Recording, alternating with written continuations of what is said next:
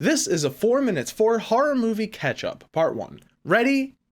So up until recently, I was not a fan of horror movies. My imagination is a dangerous thing as is, and I felt no need to give it additional jump scare ridden ammunition. However, to my surprise, horror movies really don't scare me anymore, so what better way to escape the horrors of reality than a horror movie roundup? I'll be talking about all the horror movies I've watched since isolation began between 2 videos, going from worst to best. The Conjuring. Starting at the low point of my list with 2013's The Conjuring. Going into it, I thought it would be a generic manipulative Hollywood horror movie, but to my surprise, it really wasn't that manipulative. By that I mean it didn't rely on jump scares as its sole source of horror. That said, that's about all that comes to mind after watching this movie. I can't recall any really cool or scary moments. The story is a whatever average haunting, and I don't think there's much to say about it. I don't think I would recommend this unless you want to start at the beginning of the Conjuring verse or whatever.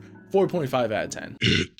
2017. Having not seen the original, I didn't come in with any preconceptions of the story, didn't know much about the characters besides a little bit about Pennywise. Now, having seen it, if the original is anything like this, I have no interest. There were only 2 things that put this above Conjuring for me. 1, the kid from Shazam is in it, and 2, Bill Skarsgård does a great job with Pennywise. I liked what the character was doing, and I think as far as horror antagonists go, this is a pretty good one with clear abilities and weaknesses. Even if those weaknesses boil down to the power of belief, like an anime or something. Beyond that, I thought there was too many kids, some of them unnecessary or unlikable, the music is ridiculously over the top, and the scares rely way too heavily on the editing. As far as horror movies based on an evil entity tormenting children go, this one's just clowning around.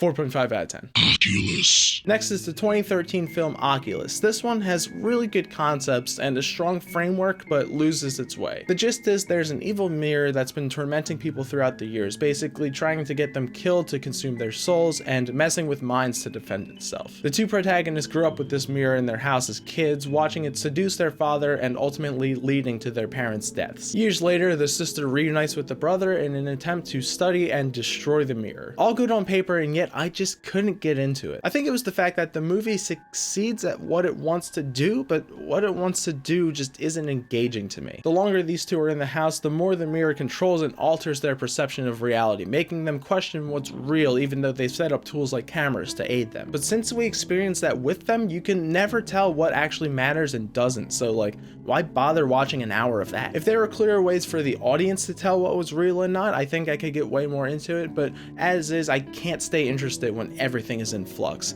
Add in a couple weird rules things like the mirror being able to alter phone calls but not phone cameras, and you get a just okay horror movie. 5 out of 10. Us. The most recent movie on this list, 2019's Us. Jordan Peele's first horror outing, Get Out, was a movie that I really loved, so I had high hopes for a follow-up. Unfortunately, I was let down. Again, there's some great concepts here, and I think Peele really thrives at the overarching message level of his films. Cues and lines throughout the movie and the big twist tie together very nicely as an analogy for opportunities given to people based on how they were born. When the movie comes together to talk about disenfranchised, abused people who are never given the chance to rise above the people in charge, I found it highly interesting. But the failures of Us come more from the surface level movie enjoyment. There was a way worse balance of horror and comedy than Get Out, which constantly pulled me out of the movie, especially as tensions rose. There's also a pretty hefty amount of stupid people doing stupid things in a horror movie-itis, another thing I felt Get Out had an amazing grasp on. This is the first thing on this list that I would probably recommend, but Get Out is way more worth your time. 6 out of 10. That's it for now. Tune in next week for part 2.